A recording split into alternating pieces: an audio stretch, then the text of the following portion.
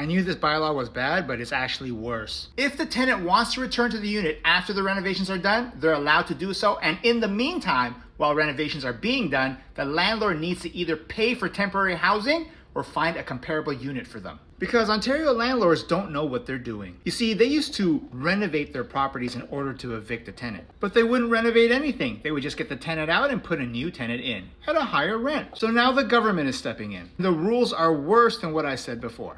Pay $700, get the permit. You got to get an engineer or architect to say that the place needs to be vacant for this renovation to occur. If the tenant wants to return to the unit after the renovations are done, they're allowed to do so. And in the meantime, while renovations are being done, the landlord needs to either pay for temporary housing or find a comparable unit for them. If the landlord doesn't find something for the tenant would have to find one and the landlord would have to pay the difference. If the tenant doesn't want to come back, the landlord needs to pay a lump sum equal to 3 months of the rent difference from what the tenant found compared to what the landlord was charging. Oh, but it doesn't end there. The landlord would also have to pay all displaced tenants $1,500 for moving costs if it was a 1-bedroom or studio, and if it's a 2-bedroom or more, $2,500. Everyone needs to sign, everyone needs to agree. Any landlord that doesn't go through this process can be fined up to $100,000 if found guilty. If you want to be a landlord, the #1 rule is to pick a location that's landlord friendly. Ontario is not it. Ontario landlords did this to themselves by being idiots. Now, if you're a tenant having legal problems with a landlord, call this number for free legal advice. If your landlord is not keeping up with maintenance, tell the city property standards for the City of Toronto.